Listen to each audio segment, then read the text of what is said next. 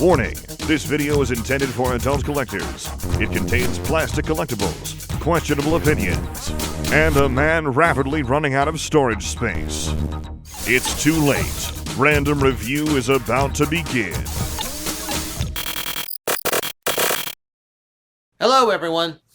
We are back with more Legacy Wave 2 and the much anticipated Wildrider. Now, after we got through Dragstrip, I was super impressed with what they were doing with the new Stunticons. So I was really eager to get more into the collection and see what all the rest were going to be about. Wildrider happens to be my favorite of these Stunticons. Love the color scheme, love the overall shape of him.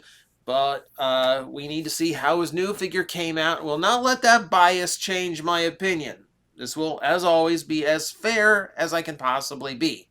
So, looking at him from the start, he's as close to the original Ferrari as they're going to get. You know, licensing means we're not going to get it exactly right, but close enough. Taking a look at him, you can see he is done in a very nice gunmetal gray. Not really like reflective, but it's got the right tone. That super dark gray tone is there. I really wish his old school decal at the top was there. I like that mesh pattern.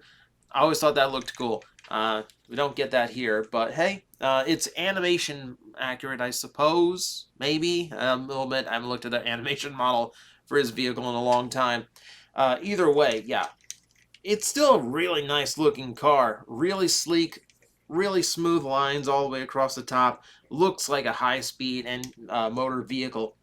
Nice shade of maroon here at the bottom. I admit my lighting kind of comes across a little bit blue, so if color correction doesn't take it out properly, yeah, I apologize. What you see here is pretty much the color you're going to see in person. So, and you can see that goes around both sides pretty nicely. Nothing painted on the back. That gets forgotten more and more often these days. Amusingly enough, there is something of an exhaust pipe in the back, which looks more like a thruster engine. Really, it looks like the hole from the original toy. That's actually a pretty cool little detail. Speaking of holes, we do have two here at the top, which we can mount his twin pistols to, and it actually looks pretty good up here. Mounted weaponry on a transformer tends to stick out like a sore thumb. This is pretty low profile to the top of the car, and it's in a more appropriate place, like it popped out of the back trunk or something.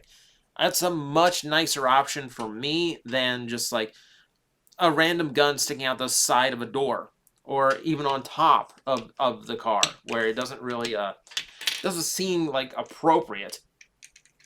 And yeah, besides that, nice translucent red for the windows, keeping it color accurate to the original. You know me and translucents. We'll talk about that in a minute. But yeah, he looks really, really nice. Like the sculpting details too, looking really, really good. So, we're going to go ahead. I'm going to go ahead and put him in Motormaster Leg Mode now, or Menasor Leg Mode now. And I do have a handy dandy leg of Menasor right here. So to get him into that mode, first off, I'm going to pop the windshield out like so, and then just fold this up, and that's pretty much all we really have to do. It doesn't take any major transforming to connect him. So to connect him here, we need to get these two pegs settled into those two sockets, and then these two tabs also have to make a connection. This is actually a lot trickier than getting Dragstrip pegged on, because we got 4 points, and it's a very tight fit in order to get everything in. You can see I kind of dislodged the side of the vehicle mode there when I did it. But connecting him there actually closes up the front of the Menasor leg, and I'll show you like when I detach it how it goes together.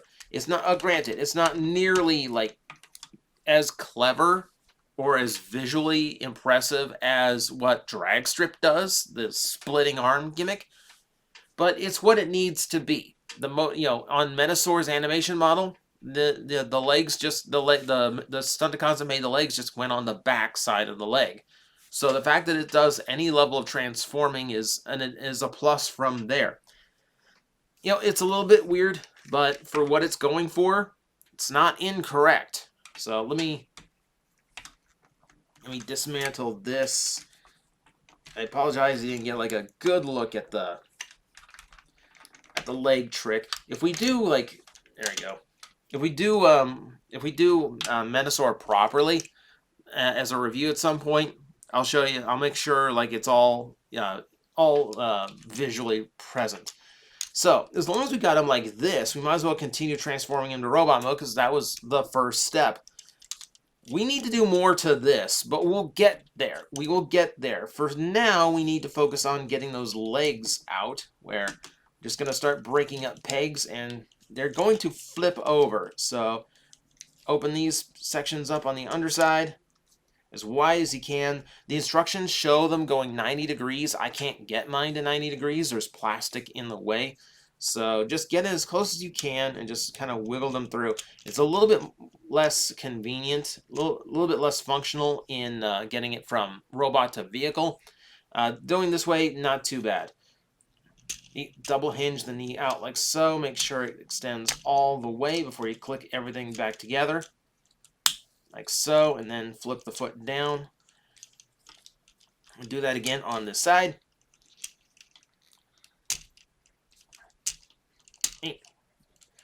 Nice and firm connection there on the knee joint, always good. And beyond that, you're just about done.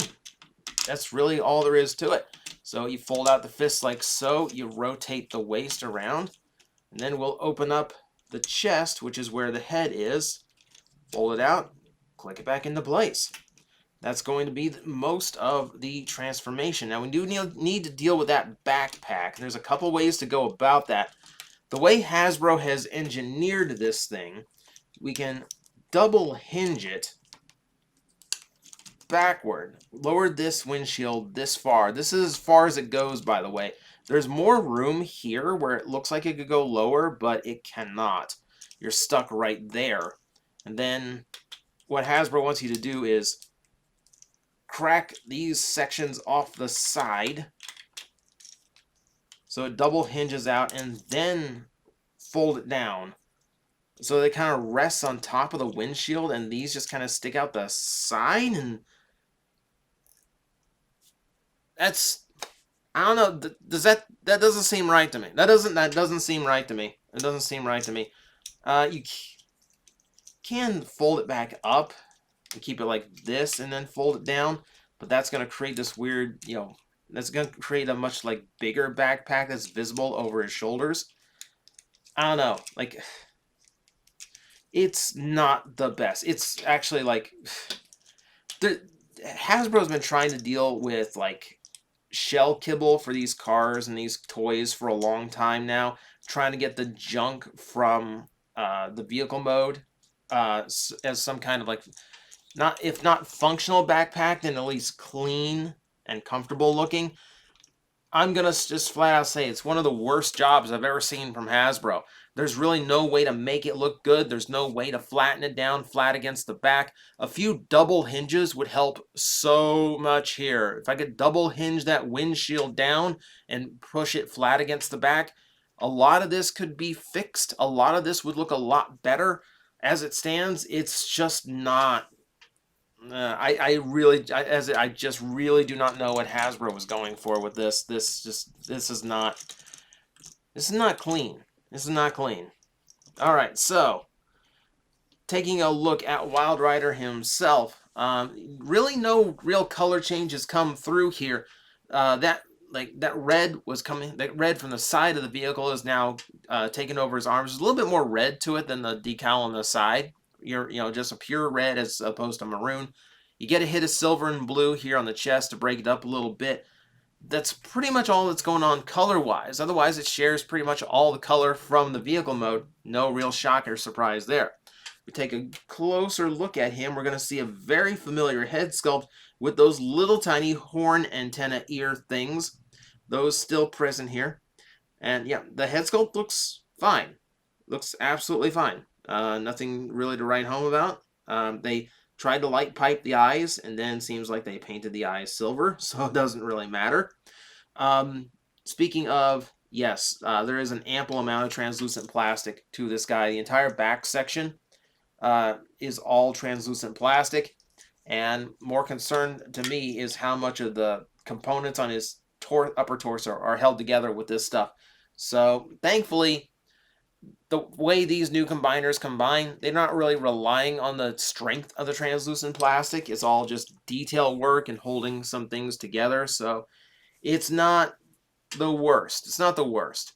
But yeah, proportion-wise, he's fine. He's a little bit gaunt, just a little bit scrawnier than I would really like Wildrider to be, especially for a G1 figure. He's just very skinny. Very skinny, very slimmed down. Like, it doesn't feel like his robot mode bulk is appropriate for the fact that he's turning into a car, which is kind of where like a third of his vehicle mode being on his back is kind of hurting him. Also, for the sticklers to G1 accuracy, no, his wheels are not on his shoulders. And I suspect it is because A, it's easier to design with the whole, like, it has to become the back of a leg, but also because the arms don't really seem like they would be big enough to support the wheel if they had been there. There's weird choices of this toy all around. All around, there's weird choices of this toy. I can show you the detail a little bit closer up if you want that. I mean, there is some nice sculpting here on the torso to give him some of his original G1 sculpting. The arms as well. A little bit of tech greeble here. Nothing too crazy. Like the vent kind of look there on the front of the leg. That's pretty common these days. It looks like layered armor, or it looks like a pressure vent, whichever one you choose to imagine it is. Yeah, all that sculpting's fine. Sculpting is at least one thing I cannot knock on this character. For articulation, we do have a rotating head. It goes all the way around. Shoulders are universally jointed, though, yeah, they seem a little bit limited by the junk on his back being a little bit too far. Like, if you're holding his arm out like that, that's the limit. That's like a 45-degree angle is the farthest the arm's going to go out in that direction. Bicep works 180 degrees, 90 degree, or 360 degrees at the bicep, I should say. 90 degrees at the elbow. Waist is 360. Hips are completely free range. So all the motion there. 360-degree thighs, knees bend 90, ankle tilt, all the standard articulation we come to expect from a deluxe these days. So his posability is fine. And I will say his feet are big enough to compensate for that big backpack. So you got that going for him. And then, of course, yeah, you've got his weaponry here. The weapons themselves, they're not bad. I like them better as individual pistols, but should you choose, he can actually combine them. They're the same weapon twice over, so it has a socket on one side and a peg on the other, so you can double up the gun in either direction. Conceivably, if you happen to get more of these, if you're going to be one of those types that either buys the eventual G2 redeco of this toy or ends up buying multiple Wildriders in order to get your Menasor looking complete right now, you're just going to be able to stack those guns, stack those guns, stack those guns. All of a sudden, he has like a xylophone of guns. You could do that. That is possible. And if you want a little bit more armament, he does have 5mm pegs here on the front. The same ones that connected onto the Menasor leg. And you still have the ones on the back as well if you can find a use for them. I would have really liked something like up here so I could have like something shoulder mounted. But alas, not going to happen. So that is Combiner Wars Wildrider, or Combiner Wars. That is Legacy Wildrider. I'm going to admit, it's kind of a disappointing figure. After I was so surprised by Dragstrip, I was really ready for all of these Stunticons to really take advantage of the fact that all of that combining engineering was all housed in Menasor, and none of them had to be hindered by it. All of them could be focused on just being really good incarnations of their original designs. And while Dragstrip took advantage of that and came up with something pretty unique and fun to transform and mess with, Wildrider just kind of comes off as, standard fare. The leg flip, the arms are the sides. Like, there's really nothing special in his transformation outside of the things that you really don't want to be part of his transformation, like this really weird thing that they're doing with his backpack kibble. You should have just like made it, just make it fold down, just double hinge the whole front end and make it fold onto his back like the G1 days. Make it fold inward if you really want to compress the backpack. This just does not feel like the right option. It just feels overthought, overcomplicated, and just not pleasant looking, when a simple solution would have worked so much better. So that's what I got for Wildrider. Yeah, I'm going to keep on with these. Of course, I want to see the completed Menasor, but I feel like this guy is going to end up attached to this for the rest of eternity, because honestly, it's an okay figure, but it's not one I would ever get the urge to pick up and mess with again. Guys, I am facing the most powerful enemy any YouTuber can face, the algorithm, and I need your help to defeat him.